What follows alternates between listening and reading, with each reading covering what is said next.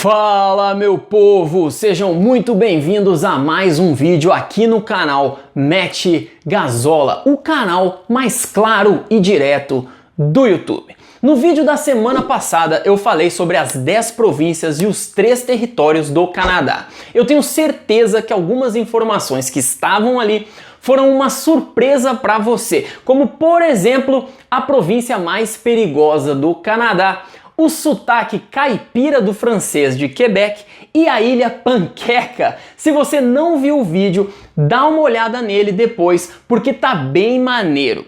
No vídeo de hoje eu quero falar sobre algumas coisas, digamos assim, estranhas do Canadá e dos canadenses. E claro, antes dos demonstradores virtuais de virtude falarem algo, vamos às definições de estranho, que causa espanto ou admiração pela novidade, que de alguma forma foge aos padrões de uso. É nestes dois significados que eu estou usando a palavra.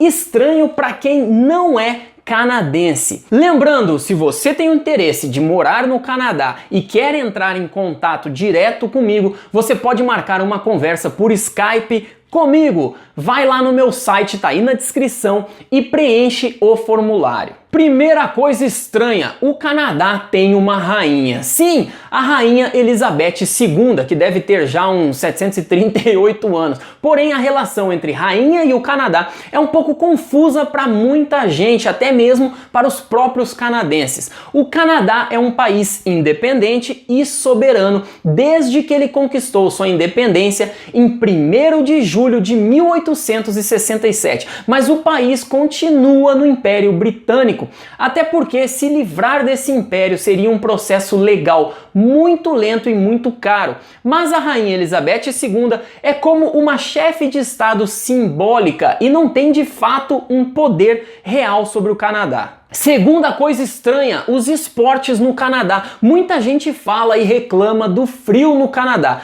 mas para alguns esportes essa é a melhor época do ano. E te digo por quê. Os dois esportes favoritos dos canadenses são esportes praticados no gelo. O primeiro deles, obviamente, se você sabe o mínimo sobre o Canadá, é o hóquei. Isso é básico de saber sobre o país. Segundo uma estatística feita no país, 53% dos canadenses são fãs do campeonato de hóquei, a Liga NHL. O engraçado aqui é que mesmo o hóquei sendo muito admirado e praticado no Canadá, o país não tem uma liga profissional nacional de hóquei, ou seja, só para os times do Canadá. A NHL, a NHL, é composta por mais times dos Estados Unidos do que do Canadá. São 24 times americanos e apenas 7 times canadenses. E antes que alguém diga, não é verdade, o Canadá tem a CHL, Canadian Hockey League. Fique sabendo que a CHL possui campeonatos de juniores. Isso significa que os jogadores têm entre 16 e 21 anos de idade. Portanto, depois que um jogador de hóquei faz 22 anos de idade no Canadá, se ele não estiver em um dos times da NHL, ele não tem liga para jogar. Outra coisa que alguém pode argumentar é: mas isso é porque a população do Canadá é pequena, então não tem como sustentar uma liga profissional de hóquei. Pois é, mas o Canadá tem uma liga profissional de futebol americano. Ele possui algumas diferenças do futebol americano dos Estados Unidos, como por exemplo o tamanho da bola. E também tem uma liga profissional de basquete. O segundo esporte mais adorado pelos canadenses é um que, me desculpa galera, eu acho chato pra cara. O famoso curling, aquele que o cara joga uma parada e os outros vão varrendo na frente. Existe 1 milhão de praticantes de curling no mundo todo e 90% deles estão no Canadá. Terceira coisa estranha, os sabores das batatas chips. Sim, isso é algo que eu curto muito. Algumas marcas de batatas chips têm sabores bem canadenses, como o poutine e o maple syrup, mas também tem outros sabores, como ketchup e um que só tem no Canadá, o sabor all dressed. O ketchup eu não preciso explicar muito porque o próprio nome já diz, mas o sabor all dressed é uma combinação de pimentão, tomate, sal, vinagre, cebola, nata, ketchup e barbecue. Sim, uma combinação muito doida e que dá um gosto doce com salgado que é bem difícil de explicar. Quarta coisa estranha, não tem muito leite de caixinha. Ok, tudo bem que no Brasil ainda é possível encontrar leite em saquinho, mas não vem me dizer que é muito comum. Me lembro que a última vez que eu comprei leite em saquinho no Brasil foi em uma padaria e isso foi lá por 2014. Nos mercados brasileiros nós encontramos leite em caixinha.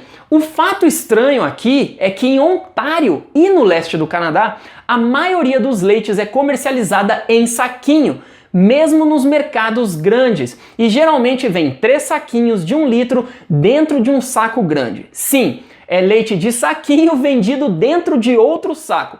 Portanto, ao estar nestes lugares, uma compra muito importante que você terá que fazer é daquele recipiente que já foi muito comum no Brasil antigamente, aquela jarrinha plástica para colocar o saquinho de leite. Para os produtores e comerciantes, guardar e transportar o leite em saquinhos é bem mais barato do que em caixinhas ou naquelas jarras plásticas. Quinta coisa estranha, o dólar canadense. A moeda de $1 canadense é chamada popularmente de loonie. Isso se dá pois em um lado da moeda tem uma ave, o mergulhão, em inglês loon. Portanto, a moeda de $1 é chamada loonie. Aí o Canadá descontinuou a nota de $2 e lançou a moeda de $2. E o desenho nela é um urso polar, em inglês polar bear. Então, seguindo a lógica, que se um loon aparece na moeda de $1 e ela é chamada de loonie, a moeda que tem um polar bear é chamada de toonie, ou seja, nada a ver, nenhuma lógica, mas é assim que chamam a moeda de $2 canadense. Agora, algo que você pode dar risada é como eles chamam a moeda de 1 centavo. Está preparado? Penny. Ou seja, se é mais de uma é pênis. Sim, meus amigos, eles chamam assim, mas apesar de se encontrar muitos pênis em circulação, já não existem mais moedas de 1 centavo sendo fabricadas, igual no Brasil. A produção de pênis parou em 2013, pois para fabricar 1 centavo eram necessários 1,6 centavos. E algo interessante na moeda de 25 centavos é que você com certeza vai encontrar vários desenhos diferentes nela. É algo bem maneiro de se colecionar. E tem uma coisa que causa muita confusão em recém-chegados ao Canadá e que comigo não foi diferente. São os valores das moedas pelo tamanho delas. Para vocês terem uma ideia, a moeda de 10 centavos é menor que a de 5 centavos, mesmo elas tendo a mesma cor. Então, no começo da vida no Canadá, quando você vai separar moedas para pagar algo, o cérebro ele dá uma bugada e você precisa ficar conferindo os valores. Mas vamos falar também das notas. Sim, assim como o real, elas são coloridas e tem uma parte que você consegue enxergar através da nota. Duas coisas muito maneiras das notas de dólar canadense são: ela tem braille, ou seja, um cego pode contar as notas. E outra coisa é que elas não rasgam e nem molham. Isso é porque elas são feitas com um polímero e não com papel. No Brasil, nós tivemos durante um tempo uma nota assim. Eu me lembro, eu achava muito legal porque a nota ela não amassava, mas ela foi descontinuada e dizem que é porque as pessoas estavam usando a nota como instrumento perfeito para cheirar cocaína. Sexta coisa estranha, os canadenses possuem um vício na hora de falarem. Isso é real e é muito comum. Eles terminam as frases geralmente com uma interjeição, o famoso "ei". É aquela pessoa que termina tudo com né. Hoje tá frio, né? Você conhece todo mundo lá, né? Talvez você conheça alguém que fale assim no Brasil. No Canadá, como eu disse, é muito comum escutar as pessoas usando "ei". É sabido que os países de língua inglesa usam a interjeição "ei" para dizer perdão, licença ou o nosso conhecido né. Porém, no Canadá, o "ei" é muito mais versátil, ou seja, ele vai em praticamente todo tipo de frase. Teve até um professor de Nova Escócia que listou 10 maneiras que os canadenses usam o "ei". Dar uma opinião. Esse time vai perder novamente, ei?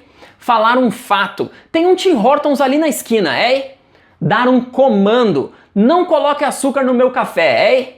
Para exclamações. Aproveite o verão, ei? Para interrogação. Você acha que amanhã vai estar muito frio? É? Dizer perdão.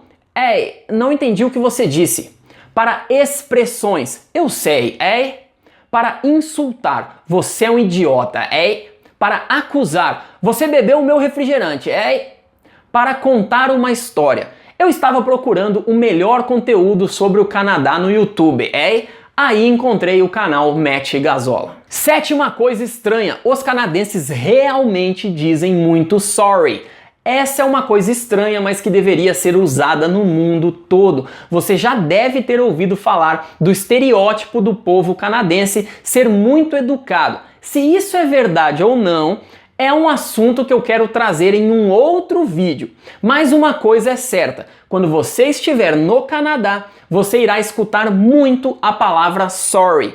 E muitas vezes acompanhada da palavra ei. Sorry, ei? Assim como o ei, o sorry tem um uso muito abrangente. Tem um livro famoso que é Como Ser um Canadense, que possui um capítulo inteiro só falando do uso da palavra sorry. Ele aponta 12 maneiras diferentes que o sorry pode ser usado. Uma das razões do povo canadense se desculpar tanto é porque é parte da cultura de educação deles. Mas se você parar para pensar, é também uma maneira de manter um bom relacionamento. Se você tem mais coisas consideradas estranhas sobre o Canadá, escreve aí nos comentários, porque se existem mais eu posso fazer um outro vídeo sobre o assunto. Não esqueça de deixar o like no vídeo e se inscrever no canal. A gente se vê na próxima, se cuide e um abraço!